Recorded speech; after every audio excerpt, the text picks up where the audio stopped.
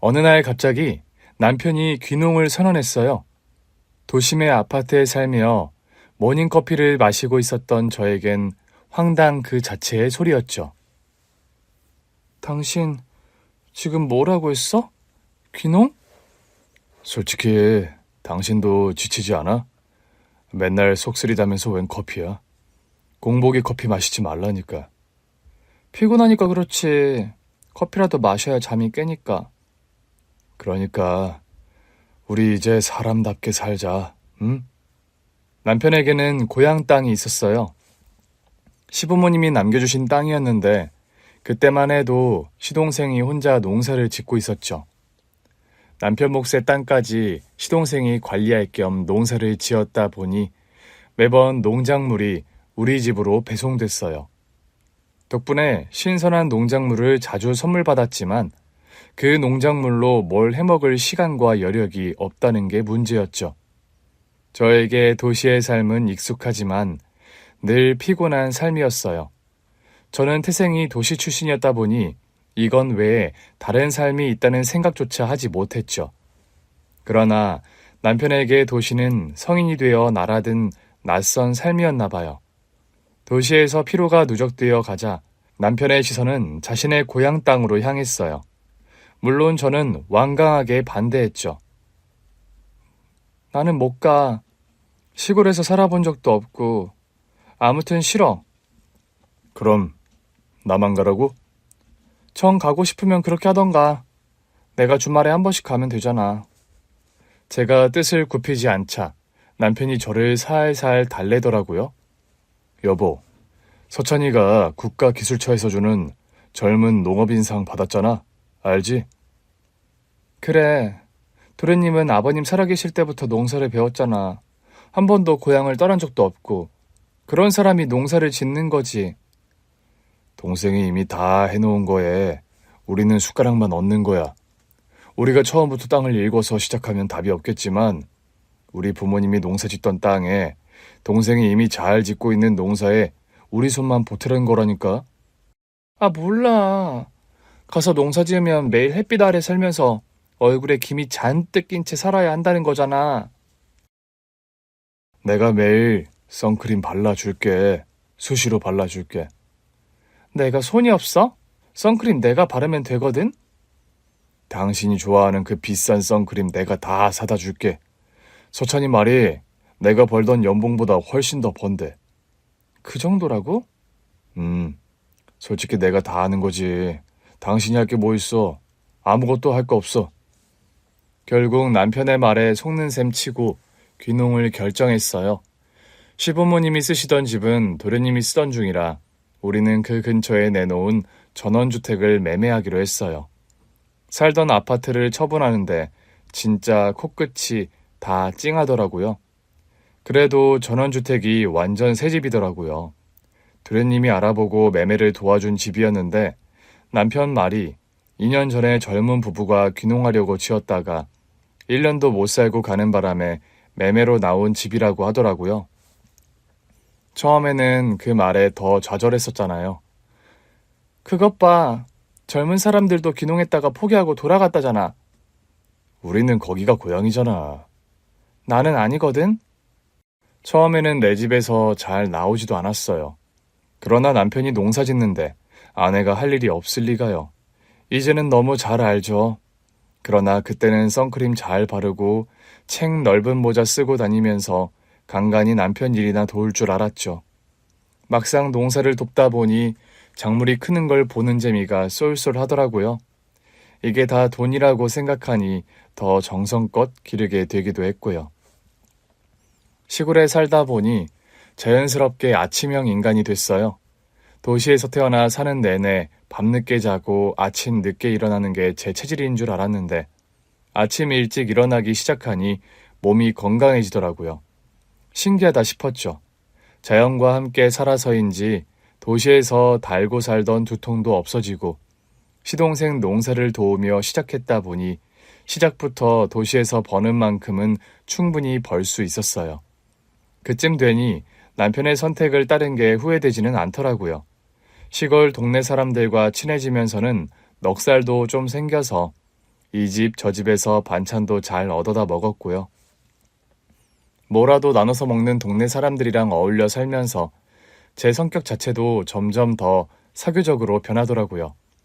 그게 그럴 수밖에 없었던 게 시골에서는 서로 도울 일이 많을 수밖에 없더라고요. 살아남기 위해서는 나도 마음을 열고 돕고 도움을 받는 수밖에 없었어요. 그 모든 일에 있어 우리 시동생이 큰 도움이 됐죠. 애초에 고향 동네를 떠나본 적이 없던 시동생이 그 모든 만남을 주선해 줬거든요. 우리 시동생은 정말 인품도 좋고 마음씨도 넉넉했어요. 도시 생활을 전혀 모르는 사람이라 시골 토박이 그 자체였죠. 재차 입을 삐죽 내민 채 시골에 도착했을 때 우리 시동생이 저한테 꽃다발을 안겨주지 뭐예요? 형수님, 잘 오셨어요. 지금은 낯설어도 절대 후회 안 하실 거예요. 이게 우리 시내에 새로 생긴 꽃집에서 사온 건데 그 아가씨도 도시에서 살다가 귀촌했다고 하더라고요. 돌아다니시다 보면 도시에서 와서 책방 연 사람도 있고 은근히 도시 출신들 많아요. 정말요? 예. 그러니까 농사일은 저랑 형이 다 할 테니까 형수님은 하고 싶은 거 다 하시면서 사세요. 그래서 제가 그랬어요. 동서라도 있으면 같이 어울려 놀 텐데. 그러자 시동생 얼굴이 새빨개지더라고요. 그러니까 저도 가고 싶긴 한데요. 일이 워낙 바쁘기도 하고, 그러니까 그게. 꽃집 아가씨는 어떤데요? 애인 있대요. 그러면서 시무룩해지는 시동생을 보는데 아무래도 제가 두 팔을 걷어붙여야겠다 싶더라고요.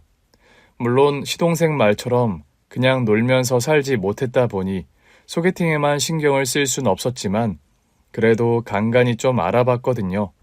그러다 전 직장 동료가 소개해줄 만한 아가씨가 있다고 하더라고요. 진짜? 어떤 친구인데? 귀촌이 꿈이네야. 괜찮지 않아?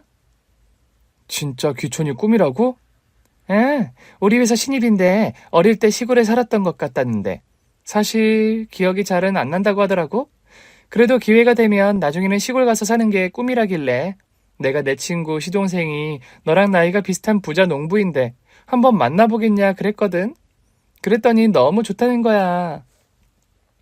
이게 무슨 일인가 싶더라고요. 신나서 시동생에게 말했더니 시동생이 또 얼굴이 벌개져서는 웃더라고요. 저야 좋죠. 근데 지금은 도시 사는 아가씨가 저랑 연애하려고 할까요? 뭐 어때요? 요즘은 외국에 있어도 연애가 되는 시대인데 연락 자주 하고 주말에 한 번씩 보면 되지. 같이 서울에 살아도 다들 바빠서 일주일에 한 번 겨우 보는 커플도 많아요. 그런가요?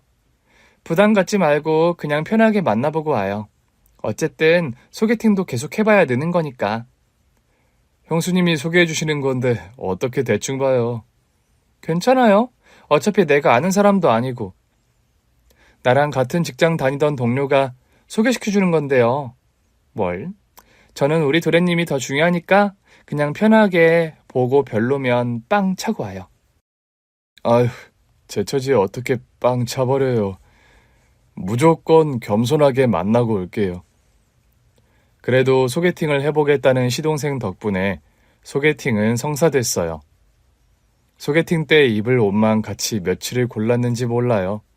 시동생이 시골 사람이라 좀 투박해 보여도 부자 농부다 보니 차도 여러 대 있었거든요. 그 중에는 꽤 좋은 차도 있었고요. 가장 좋은 차를 끌고 서울로 떠나는 모습을 보는데 귀엽더라고요. 남편이랑 같이 배웅을 하는데 남편이 갑자기 눈물을 훔치더라고요. 당신 왜 그래? 착한 녀석이라 좋은 사람 만났으면 좋겠어. 만날 거야. 걱정하지 마.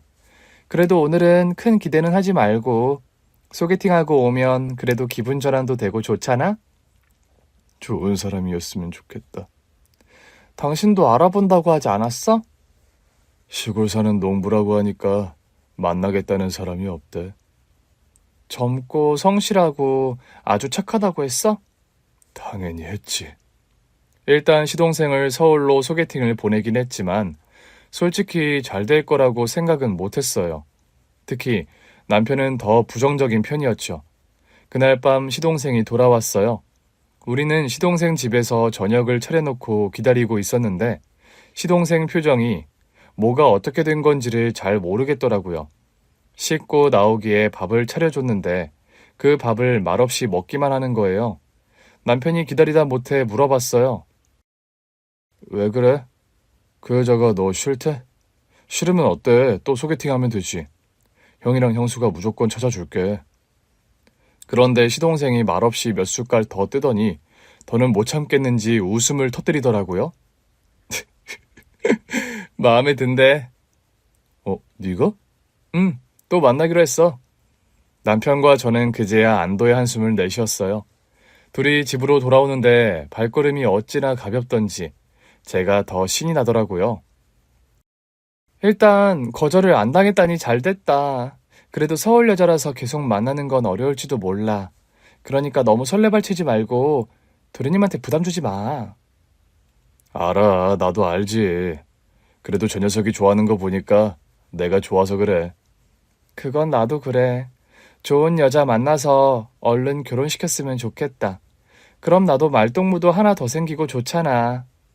그러니까 평소에 결혼 생각 없다더니 알고 보니 결혼할 여자가 없는 거였더라고.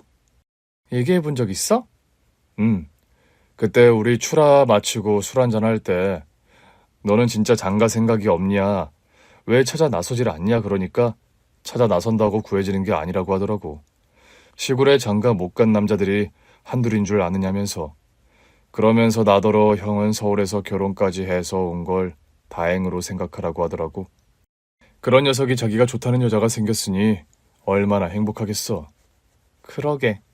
그런 속도 모르고 소개팅만 주구장창 해주려고 했었네. 그래도 당신이 소개팅해준 덕에 애가 웃잖아. 그런데 더 놀라운 일은 오래지 않아 일어났어요.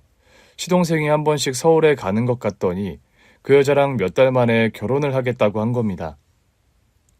결혼식은 서울에서 해야 할 것 같아요. 형수님이 신경 좀 써주실 수 있죠? 결혼을 하겠다고요? 만난 지 1년도 안 됐는데? 확신이 들어서요. 제가 지켜주고 싶어요. 알고 보니 그 예비동서가 고아였더라고요.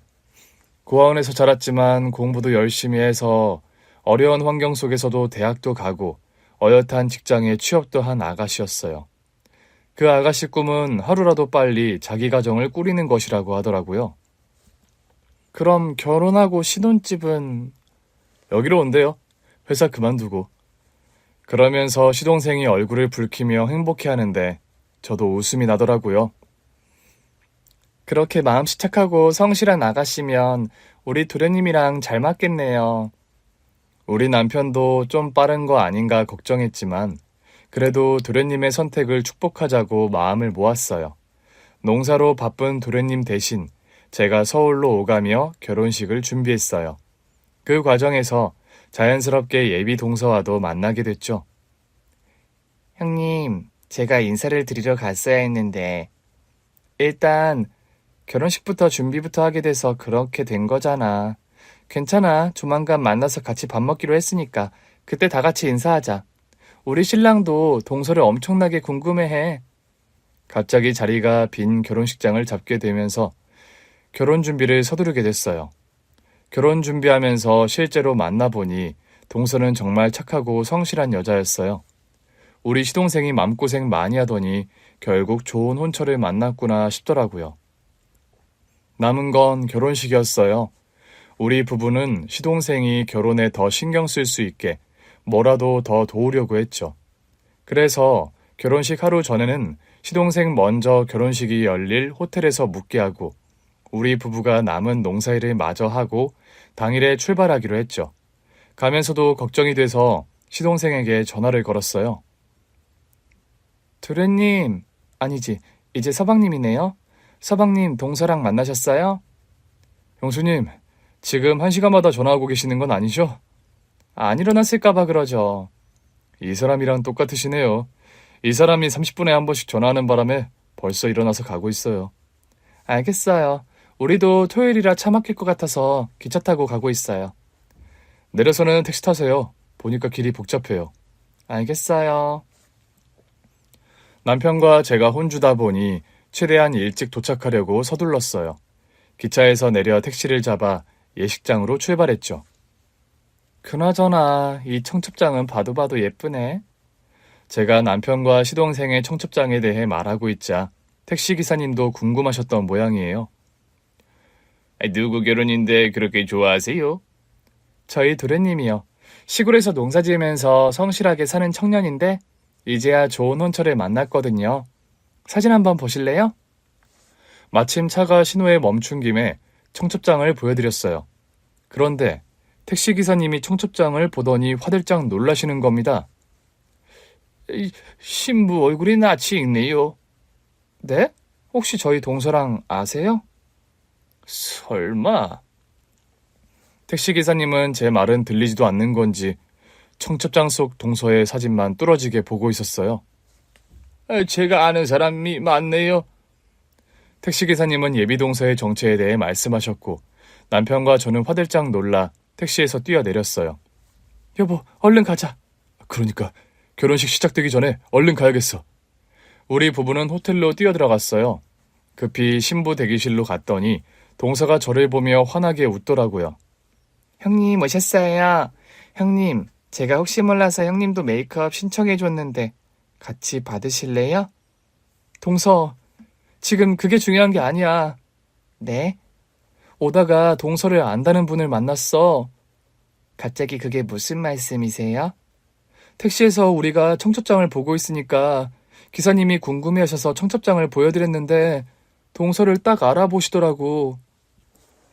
택시 기사님이요? 우리도 놀라서 달려오는 길이야. 결혼식 전에 알았으면 해서. 그분이 누군데요? 그때였어요. 택시기사님이 멍한 얼굴로 신부 대기실로 들어오셨죠. 동서가 놀란 눈으로 보더라고요. 혹시 저분이세요? 담담한 동서와 달리 택시기사님은 눈물을 쏟으셨어요. 나 모르겠어.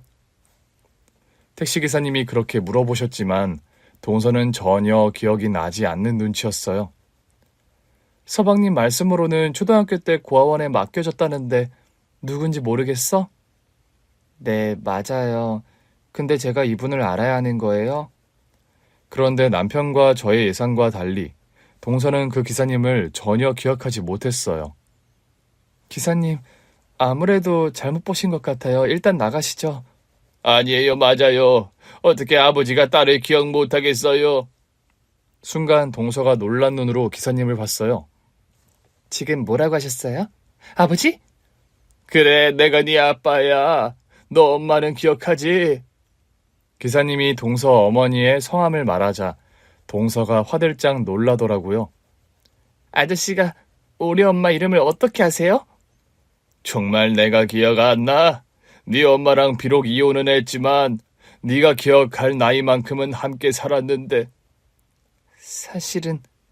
그런데 그때 동서가 생각지도 못한 얘기를 꺼내더라고요. 고아원에서 지낼 때 고아원에 불이 난 적 있어요. 동서, 갑자기 그게 무슨 소리야?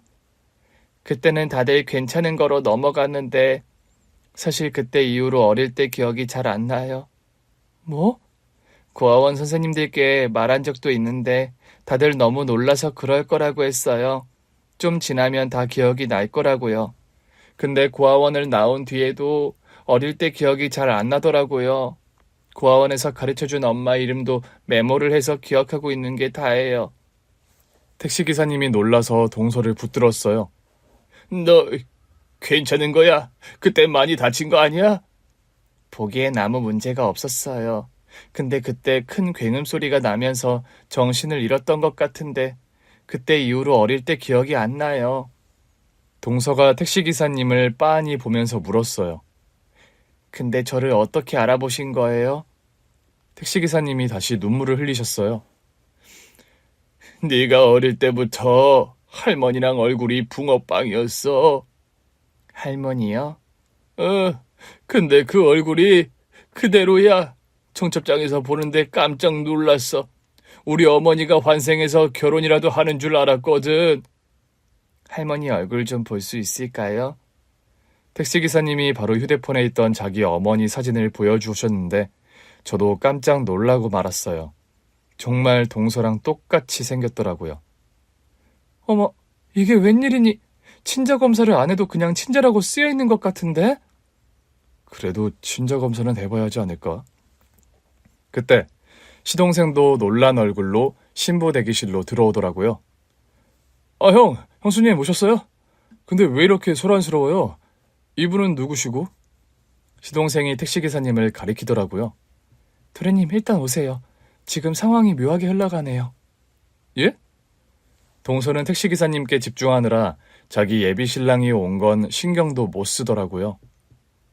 두 분은 왜 이혼하신 건데요? 자주 싸웠어. 그러다 보니 네 엄마가 나랑 못 살겠다고 했고 네가 있으니까 그래도 이혼은 하지 말자고 싹싹 빌었는데도 소용이 없더라고. 이혼하고 나중에 알게 됐지. 그 여자한테, 아니, 네 엄마한테 딴 남자가 있었더라고. 그게 정말이에요? 그게 아니면 널 고아원에 보냈을 리가 없잖니. 그런데도 엄마가 저를 키웠던 거예요? 원래는 내가 키웠었어. 네 엄마가 이혼하면서 널 안 키우겠다고 했었거든. 이런 말이 상처가 될 건 알지만 네가 기억을 못한다니 해주는 말이야. 네 엄마는 처음부터 널 키울 생각이 없었어. 근데 왜 맡기셨어요? 그런데 왜 제가 고아원에... 내가 돈 벌러 사우디에 갔었거든. 사우디 가서야 알게 됐어. 네 엄마가 사실은 다른 남자가 있다는 걸. 급히 네 엄마한테 연락했더니 너는 잘 지내고 있다고 하더라고. 그래서 이미 이혼한 사이에 남자가 있냐 없냐 묻는 것도 아닌 것 같아서 그냥 너만 부탁했어. 사우디 일만 마치면 바로 데리러 갈 테니까 조금만 더 봐달라고. 알겠다고 하더라고. 양육비나 제때 보내라면서. 그런데 내가 돌아왔을 때 네 엄마는 세상에 없었어. 네? 아닌데 엄마가 저를 고아원에 맡겼다고 했어요. 나한테 거짓말 했던 거지. 네 양육비를 한 달치라도 더 받으려고 거짓말하고 너는 벌써 고아원에 맡겼던 거야. 그 동네 소문이 쫙 퍼졌더라고. 애엄마가 남자한테 미쳐서 애를 고아원에 보내고 야반도주했다고. 그런데 고아원에서 널 찾을 수가 있어야지. 일단 네 엄마를 찾으려고 했는데 글쎄 그 남자랑 야반도주하다가 교통사고로 세상을 떠났다는 거야. 그래서 네 행방을 찾을 길이 없었어. 그래서 제가 고아원에서 자라게 된 거예요? 네 기억이 있다면 참 좋았을 텐데. 아빠랑, 아니 나랑 재밌는데도 많이 다녔거든. 얘기를 듣자 하니 동서의 기억이 없는 게 문제더라고요. 그래서 제가 끼어들었죠. 저기, 그럼 일단 친자 검사를 해보는 게 어떨까요? 그거 하면 바로 결과가 나옵니까? 바로는 안 나올 거예요.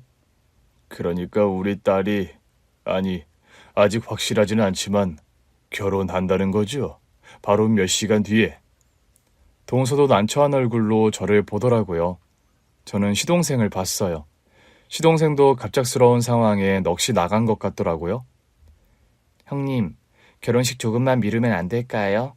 이분이 제 아버지시면 저 이대로 결혼하면 후회할 것 같아요. 자기야, 우리 조금만 미루면 안 돼? 근데 자기야, 지금 결혼 미루면 식장 잡는 게 보통 일이 아닐 거야. 드디어 자기 가정을 꾸린다며 좋아하던 시동생의 표정을 봤었기에 가슴이 너무 아프더라고요. 그러나 결국 시동생은 고개를 끄덕였어요. 형수님, 결혼 미루는 게 좋겠어요. 이 사람 행복하게 해주려고 결혼하는 건데 친아버지실지도 모를 분을 빼놓고 결혼할 순 없죠. 자기야, 정말이야? 정말이지. 그러더니 시동생이 택시기사님께 허리를 숙여 인사하더라고요. 아버님, 처음 뵙겠습니다. 아직은 아니죠. 일단 친자검사가 맞으면 그때 합시다. 친자검사도 아니고 이 사람 병원에 가서 기억력에 문제가 있는지도 검사해보는 게 좋겠어요. 도련님, 좋은 생각이에요. 결혼 미루는 김에 검진도 좀 받고 필요한 치료가 있으면 치료도 받고. 하염없이 울던 동서가 눈물을 닦더라고요. 정말 죄송합니다. 하객분들 다 오고 계실 텐데. 우리 지금은 동서가 친아버지를 찾을 수 있다는 사실만 기억하자. 찾으면 경사잖아. 그 길로 우리는 바로 친자 검사를 의뢰했고 부득이 결혼식을 미루게 됐다는 연락도 돌렸어요. 아직 결혼식까지 시간이 좀 남아서 식장에 도착한 하객이 그나마 없다는 게 다행이었죠. 동서는 검진 결과 기억 상실이었어요. 주치의의 소견은 화재 사고로 인한 심리적 충격으로 기억 상실이 일어났다는 건데 여기에 고아원에 버려진 충격도 한몫했을 것 같다고 하더라고요. 동서의 검진 결과를 듣고 시동생이 많이 울었어요. 그런 줄도 모르고 결혼만 서둘렀던 건가 싶어 미안하네요. 결혼은 두 사람이 같이 서두른 거잖아요. 갑자기 펑크난 자리에 맞춰서 결혼 준비하지 말고 그냥 천천히 준비했으면 결혼식도 취소할 필요 없었을 텐데. 형수님께 가장 죄송해요. 형수님이 애 많이 써주셨잖아요. 내가 뭘 했다고요. 그렇게 치면 서울에 있었던 동서가 고생은 가장 많이 했죠. 형수님, 혹시라도 그분이 친아버지가 아니면 어떡하죠? 아니면 어쩔 수 없는 거죠. 그렇다고 해도 우리가 결정한 거니까 후회는 하지 말자고요. 그 사람이 실망할까 봐요. 아무래도 그렇겠죠? 결혼식까지 미뤘는데. 시동생은 행여나 그분이 동서의 친아버지가 아닐까 봐 전전긍긍했어요. 그러나 검사 결과 다행히 그분은 동서의 친아버지가 맞았죠. 형님, 저 형님한테 가장 먼저 연락드리는 거예요. 그분 저희 아버지 맞대요. 그럴 줄 알았어. 아니 왜 도련님한테 먼저 연락해야지. 그 사람한테도 지금 하려고요. 사실 형님께 드릴 말씀이 있어서 먼저 연락드린 거예요. 뭔데? 아빠가 검사 결과 받아보시더니 형님 댁에 가보고 싶다고 하세요. 인사도 드릴 겸 이제라도 상견례 대신 한번 찾아뵙겠다고요. 지난번에는 동서가 왔잖아. 이번에는 우리가 서울로 가야지. 제가 가서 살게 될 곳을 보고 싶으신 것도 같아서요. 아, 그래? 그럼 우리야 좋지. 사실 우리는 농사 때문에 자리 비우는 게 부담이거든. 형님 죄송해요. 그렇게 힘들게 준비해 주신 건데. 아버님을 찾았잖아. 지금 그것보다 중요한 게 있어? 남편도 신기해했어요. 진짜 신기한 인연이다. 만약 우리가 그 택시에 안 탔으면 재수 씨는 아버지를 못 찾을 수도 있었던 거잖아. 그러니까. 동서는 기억이 없어서 아버지가 계셨는지도 기억을 못했다고 하니까. 그나저나 손님 맞을 준비도 해야겠네. 드디어 상견례를 하네. 진짜 상다리 부러지게 차려야겠다. 나 벌써 시골 사람 다 된 것 같아. 우리 집으로 사돈어른이 오신다고 하자 동네 사람들이 전부 음식을 해다 줬어요.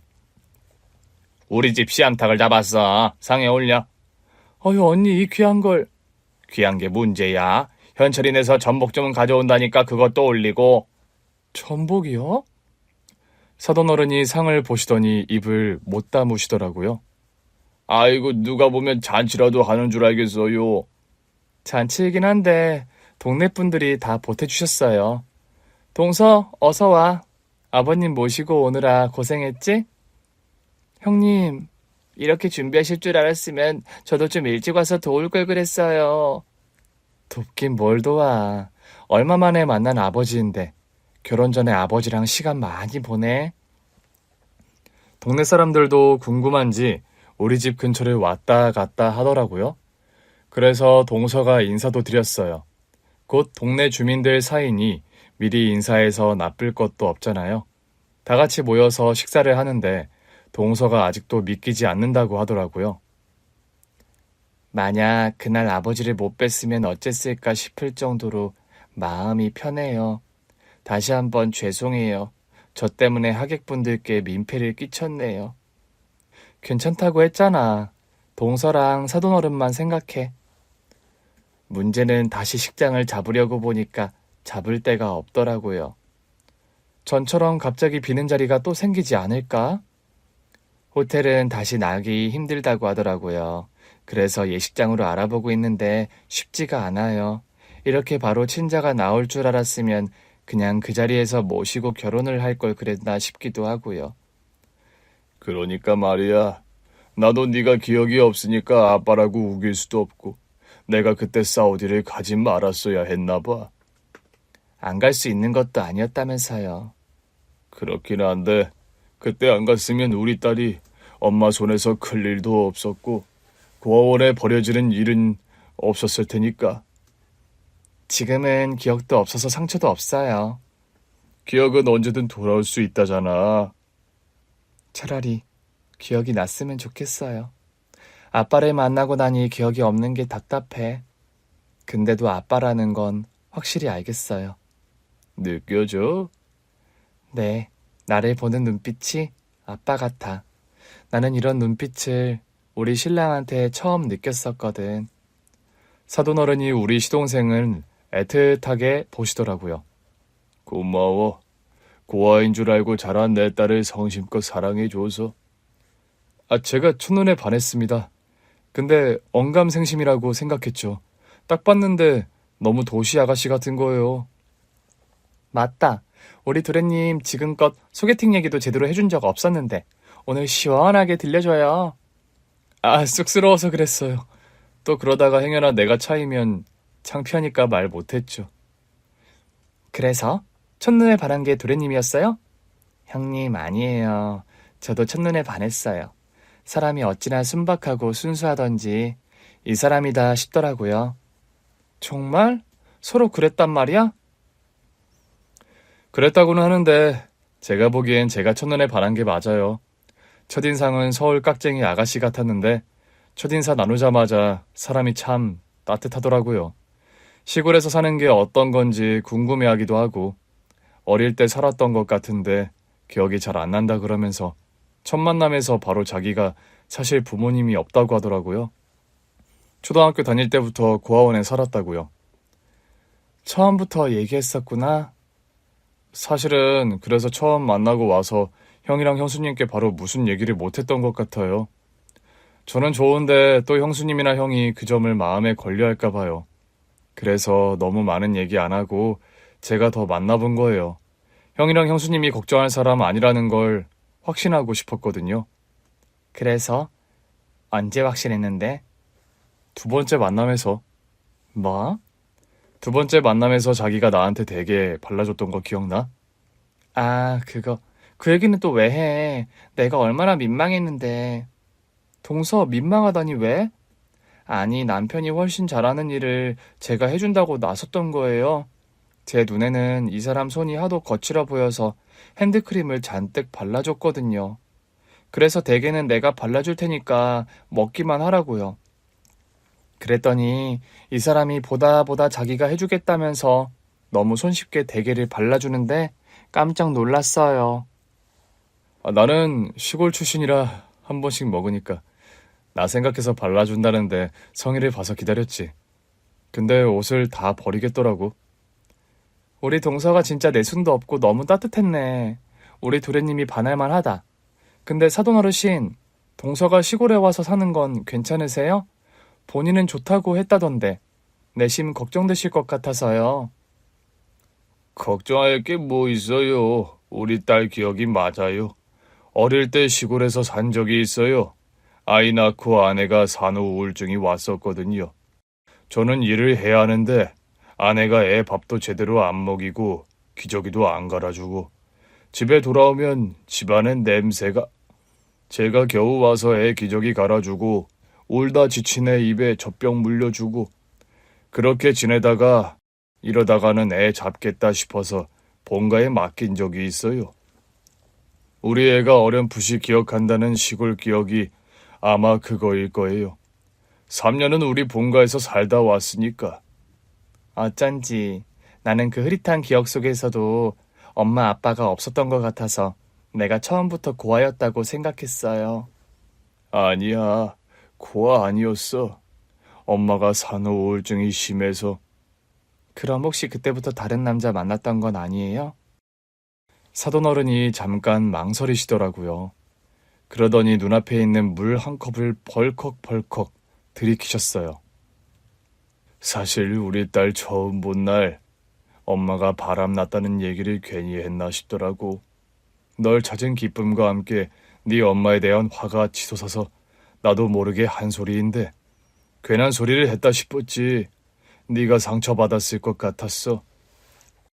아빠한테 더 상처였겠지. 그렇긴 한데 모르겠어. 언제부터였는지. 근데 그 상대가 동창이라고 하더라고.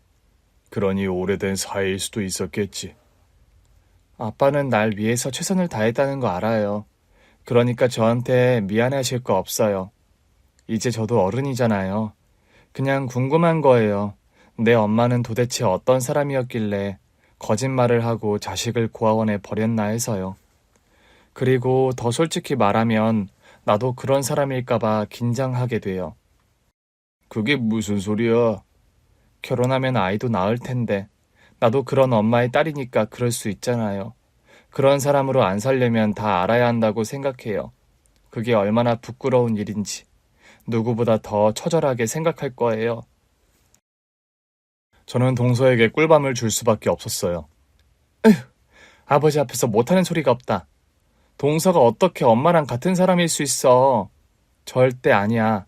그 엄마가 키웠으면 모르겠는데 동서는 사돈어른이 키우셨고 그 손을 떠나서 고아원에 맡겨졌던 거야. 엄마에 대한 기억도 없으면서 무슨 엄마를 닮아.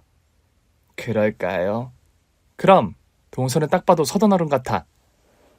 저 닮는다고 뭐 좋을 건 없지만 솔직히 나 같긴 해. 엄마랑은 딴판이야.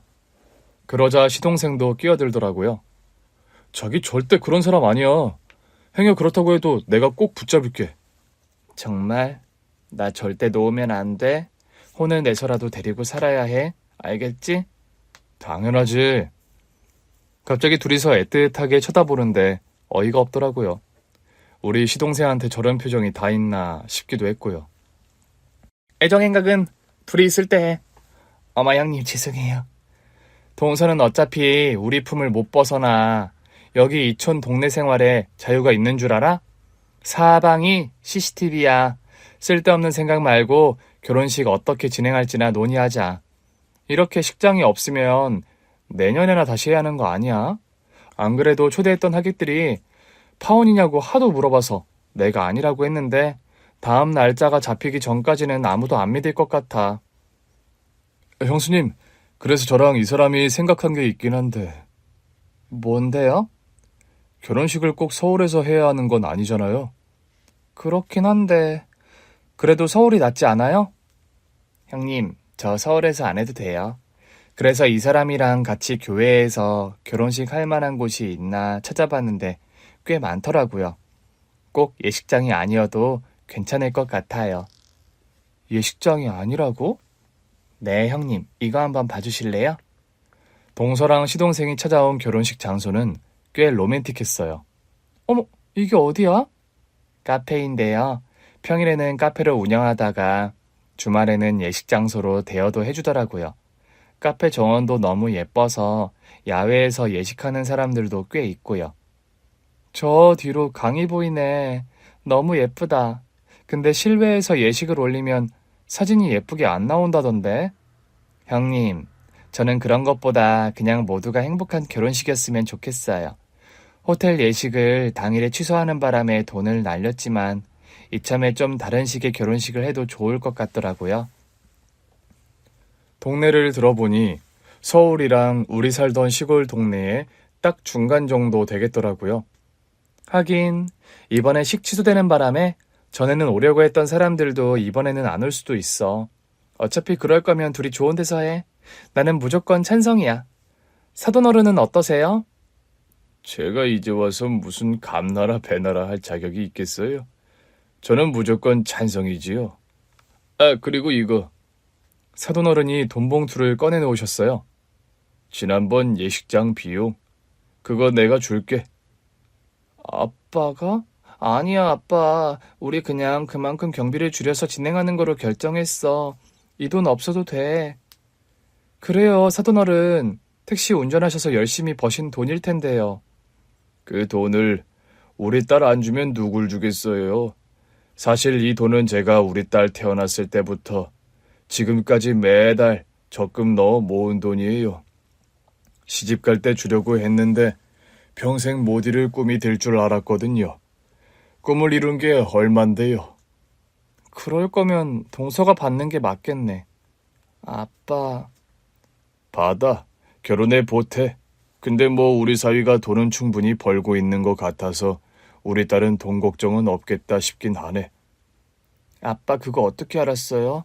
나도 결혼 준비하면서 알게 됐는데 우리 신랑 부자 농부더라고요.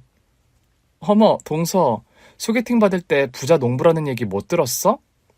들었던 것 같긴 한데 제가 귀담아 듣질 않았나 봐요. 사돈어른은 어떻게 하셨어요? 우리 도련님이 알려드렸어요? 아, 예. 제가 우리 딸 친아빠로 나오자마자 저한테 한번 찾아뵙겠다고 하더니 주말에 저를 찾아왔어요. 그러더니 자기가 지금껏 모은 돈이랑 재산 목록을 쭉 나열하더니 일단 돈 걱정은 절대 안 하고 살게 하겠다. 그리고 아내는 시골로 와도 절대 농사일 안 해도 된다. 그냥 하고 싶은 거 하면서 편히 살면 된다. 우리 형수님이 도와주실 거다 그러던데요. 저는 장난스러운 코웃음을 쳤어요. 제가 기는 망설일 때 우리 도련님이 저한테 했던 말이랑 똑같네요. 다른 말은 다 사실인데 농사 지을 거 없이 저랑 놀아도 된다는 말은 아니에요. 막상 시골 와서 남편이 농사 짓는 걸 보고 있으면 너무 고생하니까 아내로서 안 도울 수가 없더라고요. 당연히 도와야죠. 남편이 이렇게 기반 잘 닦아놓고 일하는데 안 사람이 돼서 가만히 있으면 안 되죠. 우리 딸이 그런 애도 아니고요. 그래도 그렇게 말해주니 고맙더라고요. 저 진짜 그럴 거예요. 아, 형수님도 형이 농사 안 지어도 된다고 했잖아요. 말은 그렇게 했어도 안 할 수가 없다니까요. 그럼 우리 진짜 남편들 일 안 도와주고 놀러 다니고 시내에서 좋아하는 가게 차려도 돼요? 아, 형수님, 왜 안 되겠어요? 이 사람 책도 좋아하고 문화활동도 좋아하더라고요. 형수님이 데리고 다니면서 재미있게 지내세요. 농사는 저랑 형이랑 다 할게요. 형, 그렇지? 그럼 나도 어깨 아파하고 팔 아파하는 네 형수한테 일 그만해도 된다고 아무리 해도 말 안 들어. 재수 씨 들어오면 이참에 둘이 몸 편히 살았으면 좋겠어. 형님 가능할까요? 잘도 가능하겠다. 그래도 우리 같이 취미 생활은 하나씩 하자. 사실 우리 동네 사람 중에는 같은 취미 생활할 사람은 없거든. 저는 너무 좋아요. 형님이랑 같이 일도 하고 한 번씩 나가서 취미 생활도 하고 우리 넷이 같이 할 시간은 없을까요? 우리 예비 신랑 말로는 시간이 잘 나진 않는다고 하더라고요. 신경 쓸 게 워낙 많아서. 그러면서 저더러 저나 호의호식하면서 살면 자기는 바랄 게 없대요. 그래도 한 번씩 다 같이 맛있는 거 먹을 시간 정도는 돼. 저는 부부 동반 여행 가는 것도 꿈꿨는데. 알겠어. 형이랑 나랑 어떻게든 시간 내서 1년에 한 번 정도는 여행도 가자. 어때, 형? 우리 둘 다 자리 비우는 게 가능할까? 농사 얘기가 나오니 남편들이 너무 진지해져서 다른 얘기로 화제를 돌렸어요. 결국 시동생 부부의 결혼식은 외곽에 있는 강이 보이는 카페로 결정됐어요. 동서랑 같이 계약도 할 겸 보러 갔는데 너무 아름답더라고요. 동서, 여기서 결혼하면 꼭 한 편의 영화 같을 것 같아. 형님, 혹시 영화 좋아하세요? 완전 좋아하지. 나 완전 서울 토박이야. 쉬는 날 영화 보고 카페 가고 하는 게 일상이었는데 이제는 시골 안악 다 됐지 뭐. 찾아보니까 시내에 영화관도 있고 카페도 있던데요. 맞아. 이제 동서 있으니까 진짜 가능할 수도 있겠다. 영화 보고 커피 마시고. 형님, 우리 시간 없어도 어떻게든 시간 내서 같이 영화도 보고 커피도 마셔요. 상상만 해도 좋다. 우리 동네 아주머니들은 다 좋은데 그런 취미들이 없으셔. 다 돈 아깝다고 해.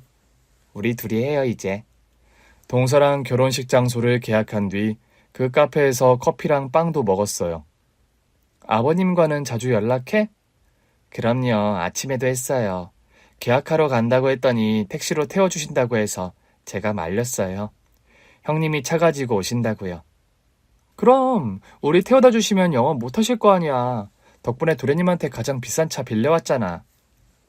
평소에는 잘 안 빌려줘요? 언제든 갖다 쓰라고 하는데 나도 차 있으니까. 근데 동서랑 간다고 하니까 꼭 그 차 가져가라고 하더라. 동서가 이 차 좋아한다고. 승차감이 좋다고 했더니 제가 그 차를 좋아한다고 생각했나 봐요. 그냥 그 사람이랑 같이 있어서 좋았던 건데. 우리 도련님이 순진해서 그래. 시골에 살다 보니 연애도 거의 못 해보고 살았더라고. 농사로 성공하고 싶은 마음에 일에만 매진한 것도 있었다고 하고. 덕분에 제가 행운을 붙잡았네요. 우리 도련님이 동서한테 행운아야? 그럼요. 사실 저 소개팅 꽤 해봤거든요. 워낙 가정을 빨리 꾸리고 싶어하는 걸 주변에서 워낙 잘 알아서요. 그럴 수 있지. 나도 우리 신랑 만나기 전까지 소개팅 꽤 했어. 정말요? 아주버니도 아세요? 잘 몰라. 그러니까 동서도 굳이 말하지 마. 말한다고 마음이 바뀔 형제는 아니지만 여자들끼리의 비밀도 있어야 하는 거잖아? 맞아요. 그럼 형님은 아주버니 어떤 점이 좋으셨어요? 우직해 보였어. 아, 맞다. 도련님한테 느껴지는 순수한 느낌도 있었고 덩치는 좀 큰데 사람이 우직하고 순수하니까 한 마리에 곰 같기도 한 게. 진짜 아주버니는 풍채가 좋으시더라고요. 농사 지으면서 살 많이 빠진 거야. 어머, 그럼 진짜 곰 같았을 것도 같아요. 키도 크셔서. 정말 그랬어. 그럼 동서는 우리 도련님 어디가 좋았어? 우리 예비 신랑처럼 순하고 착한 사람은 처음 봤어요. 처음 보자마자 나 이 사람이랑 살아야겠다 싶었죠. 동서 멋있다. 나보다 한 발 더 앞서가네? 만나면 만날수록 좋아서 더 오래 고민할 것도 없겠더라고요. 그래서 결혼도 제가 먼저 하자고 했어요. 정말? 어쩐지. 우리 도련님 성격에 뭘 서두르는 타입이 아닌데 만난 지 몇 달 안 돼서 결혼한다길래 신기하다 했어. 제가 하자고 했더니 잠깐 고민하더니 그래, 그러더라고요. 우리 도련님 처음 동서 만나고 온 날부터 이미 빠져 있었거든. 동서가 먼저 말해줘서 더 좋았을지도 몰라. 동서랑 같이 우리 집으로 왔어요. 시동생에게 연락했더니 한달음에 달려오더라고요. 저기 왔어? 나 회사 간뒀잖아. 그래서 형님 댁에서 자려고. 아, 형수님 댁에서? 우리 집도 방 많은데. 아하, 도련님, 아직 결혼도 안 한 남녀가. 형수님, 그게 아니라요. 방이 남으니까. 이 사람이 또 집 인테리어 한다고 하니까 어차피 살 집에서 지내보는 것도. 당황하는 도련님이 귀여워서 웃음 참느라 혼났잖아요. 제가 좀 눈치가 없었나 보더라고요. 그래서 대뜸 시동생 집에서 자라고 하는 건 좀 아닌 것 같아서 말았는데 다음부터는 예비동서가 알아서 하게 둬야겠다 싶더라고요. 근데 뭐 결혼까지 시간이 오래 남은 것도 아니었어요. 그 후로 동서는 며칠씩 동네에 머물면서 인테리어 공사도 하고 바쁘게 지냈어요. 인테리어 공사를 하다 보니 시동생이랑 동서 둘 다 한동안 우리 집에서 지내기도 했죠. 그렇게 집 리모델링이 끝나가던 즈음 타이밍 좋게 결혼식 날이 왔어요. 혼주석에 바깥사돈 어른이 앉아 계시는데 비로소 마음이 편하더라고요. 동서랑 사돈 어른 둘 다 참 많이 울었어요. 부녀 상봉 후 동서가 바로 결혼을 하게 되면서 거주 지역이 멀어진 것도 한몫하는 것 같더라고요. 결혼식 후 동서와 시동생이 신혼여행을 떠났고 저랑 남편은 사돈 어른과 잠깐 대화를 나눴어요. 사실 우리 부부가 고민하던 것이 있었거든요. 사돈 어른, 혹시 귀촌은 별로세요? 예? 귀촌이요? 저희 농사일이 바빠서 사실 사돈 어른이 가까이 사시면서 조금씩 일을 도와주시면 큰 도움이 될 것 같거든요. 따님이랑 만나자마자 헤어져 사시는 게 마음에 안 좋아서요. 근데 제가 너무 가까이 있으면 우리 사위가 불편하지 않을까요? 그 점은 이미 동생이랑 다 얘기 끝났어요. 제가 동생이랑 일을 해보니 제 동생은 가까운 사람들이랑 일하는 걸 더 좋아하더라고요. 저야 그렇게만 된다면 소원이 없죠. 우리 딸 가까이에서 사는 게 제 소원이니까요. 저랑 남편은 서로를 보면서 웃었어요. 그럼 귀촌 준비하시죠. 우리 다 같이 살아요. 같은 동네에서. 우리 부부는 사돈 어르신이 사실 집도 알아보기 시작했어요. 사실 시동생이 신혼여행 가면서 이미 다 부탁을 해놓은 상태였거든요. 신혼여행에서 돌아오면 동서가 보고 깜짝 놀랐으면 좋겠다면서요. 동서는 결혼 후에도 트라우마 치료를 계속 받았지만 기억이 아직 돌아오진 않네요. 그래도 아버지랑 가까이 사니 참 좋은가 봐요. 동서가 행복해하는 모습을 보는데 꼭 제 여동생 같고 제가 더 좋더라고요. 그렇게 사돈 어르신까지 우리 동네로 오면서 우리 가족은 온 가족이 농업인이 되었습니다. 같이 사니까 참 좋아요. 서로 의지할 수 있고 기쁜 일도 슬픈 일도 나누면서 살면 된다고 생각하니 걱정도 많이 사라지고요. 앞으로도 서로를 보살피는 행복한 가족으로 잘 살아가려고요. 오늘 준비한 사연은 여기까지입니다. 재미있게 들으셨다면 구독과 좋아요, 알림 설정까지 눌러주세요. 그럼 저는 다음 사연으로 찾아뵐게요. 오늘도 건강하고 행복하세요.